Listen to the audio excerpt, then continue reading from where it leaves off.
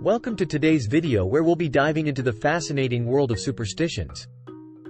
You know, those little rituals and beliefs that many of us still hold on to, even in our modern, scientifically driven world. From Napoleon's fear of black cats to Peter the Great's terror of crossing bridges, superstitions have had a grip on humanity for ages. So let's explore how they've evolved and the history behind some of the most common ones. It's interesting that superstitions haven't disappeared with the rise of education and science. In fact, it seems that many of us still secretly cherish a few of our own. For example, across America, countless lottery tickets are filled in every day based on nothing more than people's lucky numbers. Why have these beliefs persisted? Well, superstitions are an ancient part of our human heritage. Archaeologists identify the Neanderthals as having the first superstitious belief in an afterlife. They buried their dead with food, weapons, and fire charcoals for use in the next life. The line between superstition and spirituality has often been blurred throughout history. One person's superstition was often another's religion. For example, the Christian emperor Constantine called paganism superstition, while the pagan statesman Tacitus called Christianity a pernicious, irrational belief.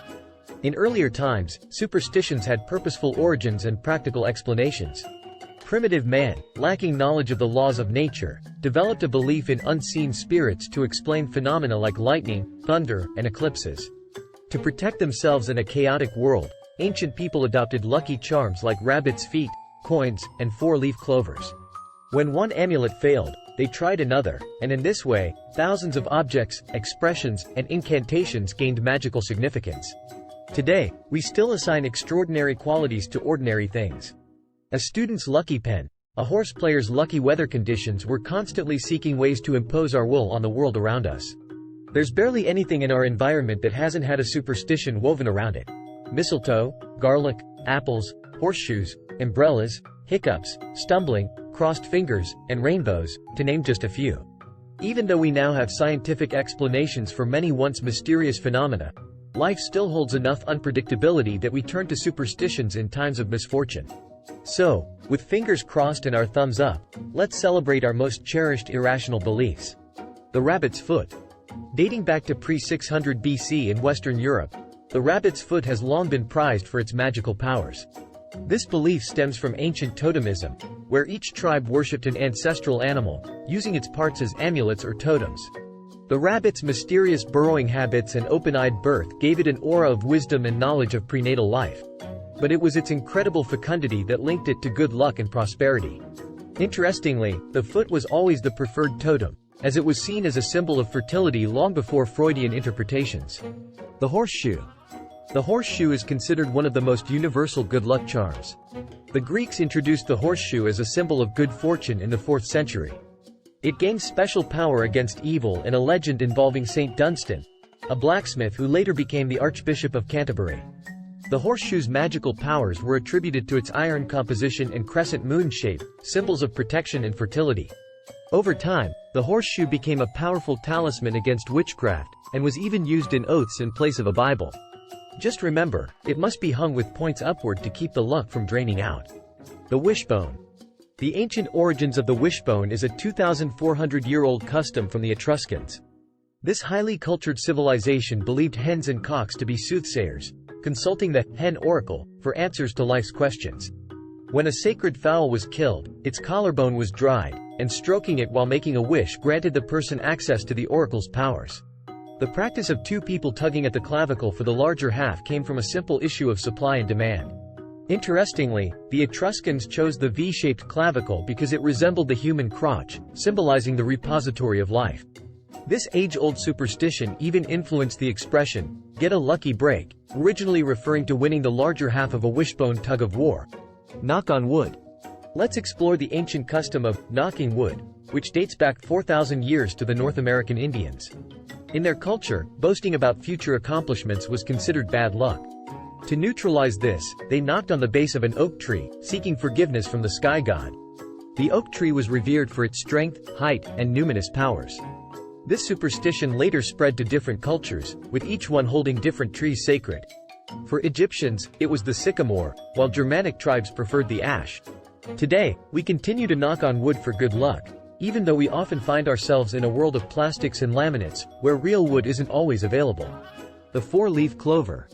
Diving into the history of the four-leaf clover, we find that its rarity made it sacred to the sun-worshipping Druid priests of ancient England. These Druids believed that possessing a four-leaf clover allowed a person to see demons and protect themselves from their influence.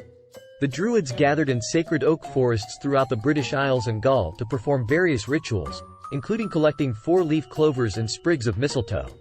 Interestingly, four-leaf clovers are no longer rare, thanks to horticulturists who developed a seed that only sprouts four-lobed clovers.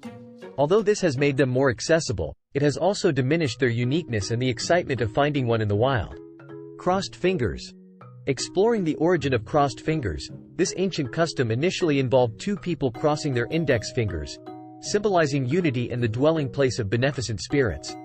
Wishes made on a cross were believed to be anchored at the intersection until they came true. This superstition was popular among early European cultures. The custom evolved, and people began crossing their own index and middle fingers to form an X. Today, we say, "I'll keep my fingers crossed," without expecting anyone to literally do it. But the gesture's roots can be traced back to the ancient belief in the power of crossed fingers for luck and support. Thumbs up, thumbs down. Diving into the origins of thumbs up and thumbs down gestures, we find ourselves in Etruscan times. Thumbs up here meant spare his life for a gladiator, and thumbs down indicated a death sentence. The Egyptians had a similar thumb language where thumbs up signified hope or victory, and thumbs down meant ill will or defeat. Roman historians observed that infants are born with tucked-in thumbs, which gradually unfold as they respond to stimuli. When a person dies, their hands often contract, enclosing downturned thumbs. This observation led the Romans to associate thumbs up with life affirmation and thumbs down with death. Sneezing and saying "God bless you." Sneezing and the subsequent blessing, "God bless you," has an interesting history. Originally, people believed sneezing could expel one's soul, so good luck chants followed a sneeze. Greek scholars Aristotle and Hippocrates later explained sneezing as the body's reaction to irritants and linked it to health-related blessings. In Roman times, sneezing was thought to expel sinister spirits, and various benedictions emerged. However, the Christian expression, "God bless you," began in the 6th century during Pope Gregory the Great's reign amidst a deadly plague. The Pope urged people to pray and use his urgent blessing, which spread throughout Europe and evolved into the expression, "not to be sneezed at," emphasizing the gravity of a statement. Breaking a mirror. Did you know that the superstition around breaking a mirror goes back to ancient times? It originated with the Greeks, who practiced optromancy, using shallow glass bowls filled with water to reveal one's future. If a bowl broke, it signified a bleak future or imminent death. The Romans added their twist, believing that a broken mirror foretold 7 years of ill health and misfortune. In 15th century Italy, when the first breakable sheet glass mirrors were made, servants were warned that breaking one meant severe consequences. The superstition spread and remained firmly rooted in tradition even after affordable mirrors became widely available. The number 13. Did you know that the fear of the number 13, or triskaidekaphobia, has roots in Norse mythology? A banquet at Valhalla had 12 invited gods, but Loki, the spirit of strife and evil, gate crashed, making the total 13. During the chaos, Balder, the god's favorite, was killed. This superstition spread throughout Europe and was reinforced by the Last Supper in Christianity, where Christ and his apostles also numbered 13. Friday the 13th's unlucky reputation originates from Norse goddess Frigga, who was believed to hold a meeting with 11 witches and the devil every Friday, plotting misfortune for the week ahead. The black cat.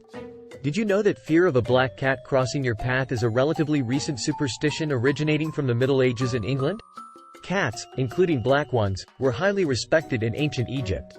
However, during the witch hysteria in Europe, black cats became associated with witchcraft due to their companionship with accused witches. The belief that witches transformed into black cats to roam streets unnoticed persisted even during the Salem witch trials in America. Once highly regarded, black cats transformed into creatures of fear and superstition. Flip a coin. Did you know that Julius Caesar was the one who started the coin-flipping tradition for decision-making?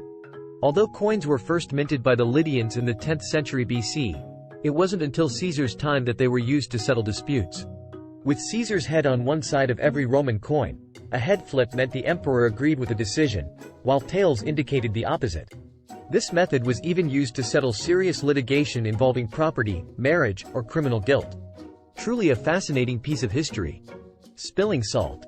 Did you know that spilling salt has been considered bad luck since ancient times? This superstition dates back to the Sumerians, Egyptians, Assyrians, and Greeks, who would throw a pinch of salt over their left shoulder after accidentally spilling it. Salt was highly valued in ancient societies for its ability to season food, purify water, and preserve meat. In fact, Roman soldiers even received salt money, or salarium, which is the origin of our word, salary. Leonardo da Vinci's The Last Supper captures this superstition, as Judas is shown spilling salt, foreshadowing Jesus' betrayal. Umbrella indoors.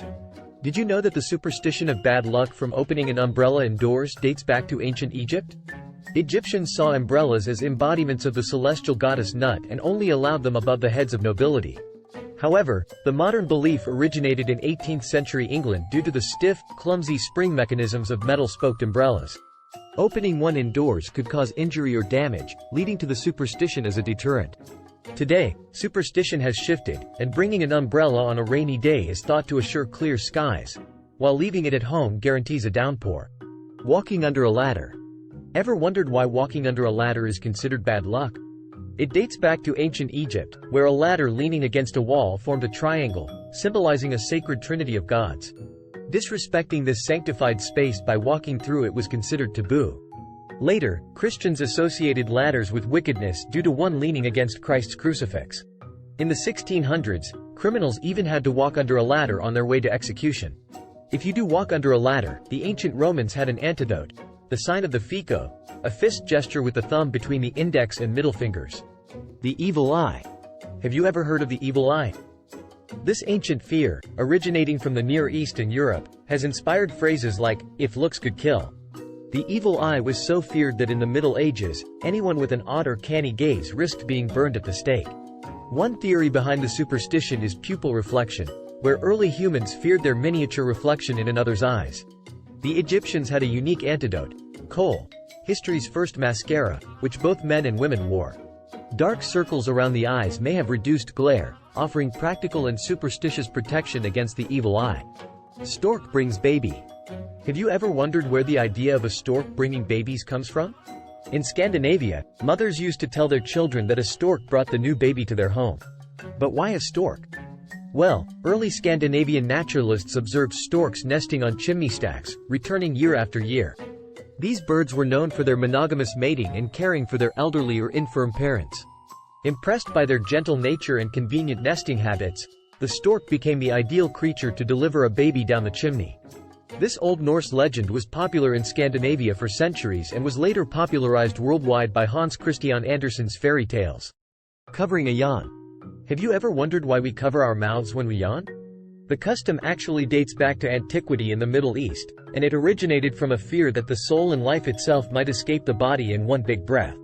Ancient observers noticed that newborns yawned shortly after birth, and with high infant mortality rates, physicians blamed the yawn for frequent deaths. Covering the mouth was believed to hold back the life force. Today, we cover our mouths out of good manners and turn our heads because ancient people believed that yawning was contagious and exposed others to mortal danger. The mystery of why yawning is contagious remains unsolved, just like the ancient fascination with this natural reflex. That's a wrap on our superstitious journey.